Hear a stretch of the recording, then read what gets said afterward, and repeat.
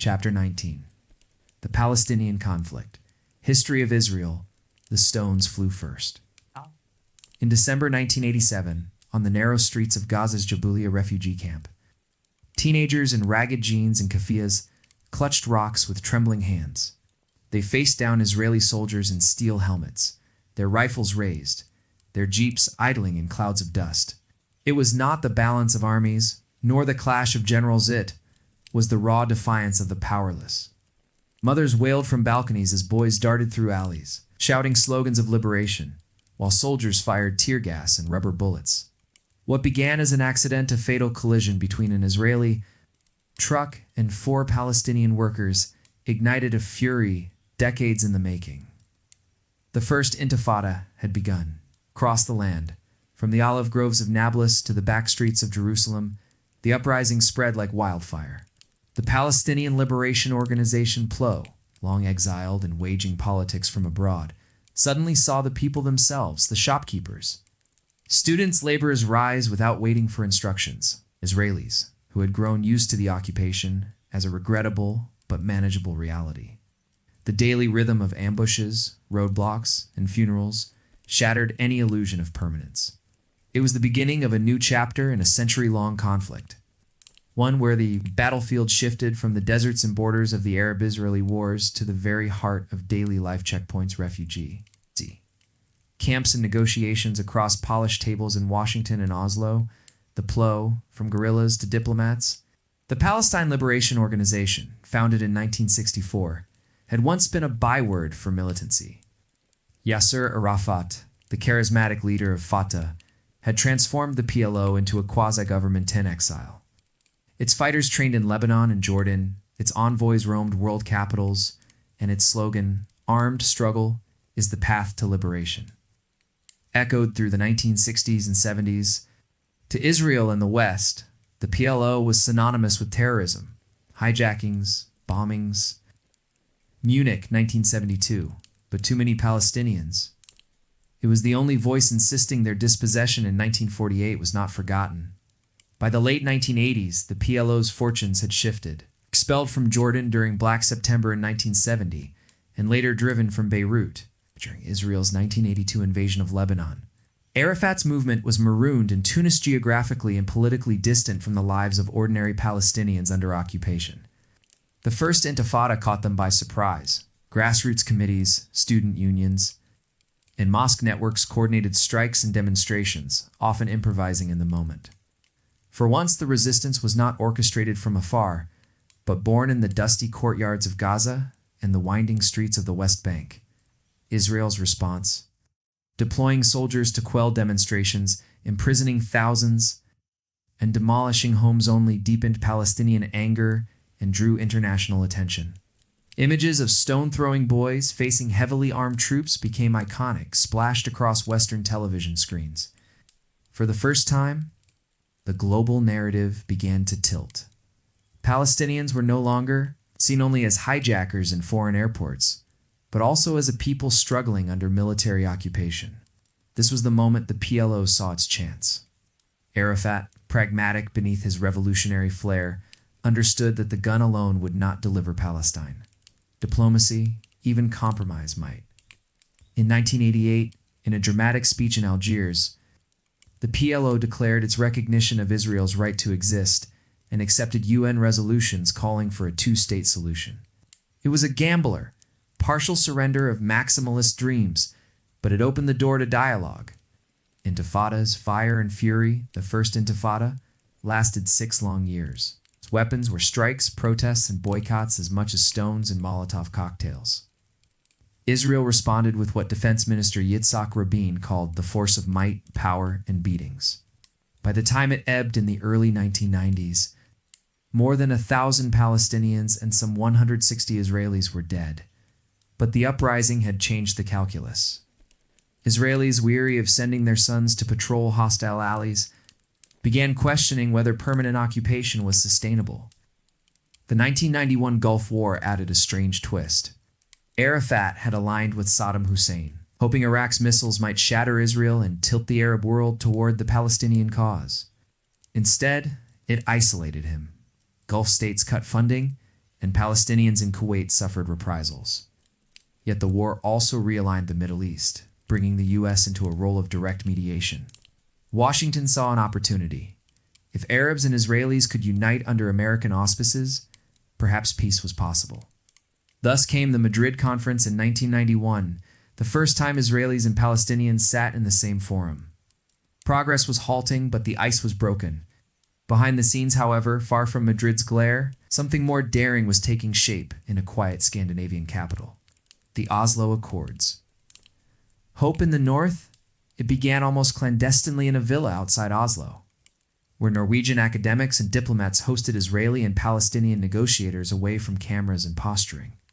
The participants were mid-level figures at first: Israeli academics linked to the government, PLO officials with Arafat's blessing.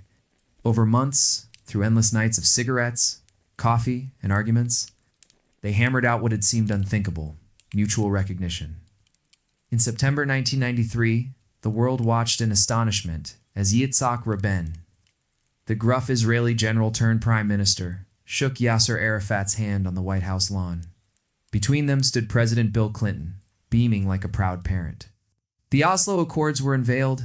Israel would gradually withdraw from parts of the West Bank and Gaza, and a Palestinian Authority would be created to govern them. In return, Palestinians renounced violence and recognized Israel's right to exist. The mood was electric. Newspapers ran headlines of peace at last. Israeli peace activists danced in Tel Aviv squares. Palestinians cheered as the PLO returned from exile to establish offices in Gaza. Arafat, once derided as a terrorist, now donned a suit and delivered speeches in English to Western parliaments. Rabin, once the enforcer of occupation, now spoke of peace as a soldier's ultimate duty. And yet, beneath the euphoria, the seeds of disillusion were already being sown. The accords were vague, interim, and riddled with ambiguities. They left Jerusalem unresolved, ignored refugees' right of return, and allowed Israel to continue expanding settlements. For Palestinians, the peace often meant more checkpoints and fragmented enclaves. For Israelis, every suicide bombing launched by Hamas, which rejected Oslo outright, was proof that Arafat could not deliver security. Still, for a moment, the dream was real. In 1994, Rabin Arafat and Foreign Minister Shimon Peres shared the Nobel Peace Prize. But peace in the Middle East is always precarious, balanced on the edge of a knife. Collapse. From Rabin's murder to the Second Intifada, on November 4, 1995, Rabin stood on a Tel Aviv stage at a peace rally, singing Shir LaShalom's song for peace with thousands of supporters. As he walked down the steps, a young Jewish extremist, Yigal Amir, pushed through the crowd and fired 2 bullets into his back. The prime minister crumpled. Within hours, Israel's best hope for reconciliation lay dead. The assassination was not just the death of a man, but a shattering of trust.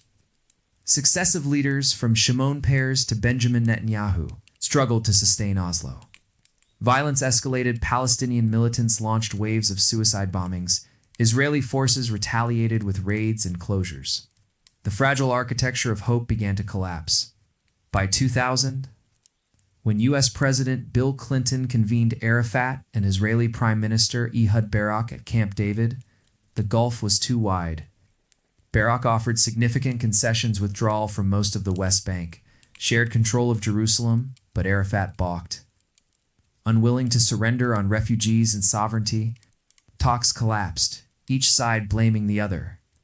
That autumn, when Ariel Sharon, the hardline Israeli politician, marched defiantly onto Jerusalem's Temple Mount, with a phalanx of police, the spark lit the tinder. The Second Intifada erupted. Like the first, it was far more violent. Gun battles, suicide attacks in Tel Aviv, Israeli airstrikes and tanks rolling into West Bank cities. Over 5 bloody years, some 3,000 Palestinians and 1,000 Israelis were killed.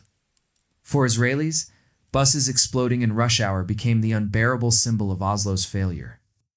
For Palestinians, the sight of tanks in Ramallah and Arafat besieged in his compound was proof that peace had been a mirage.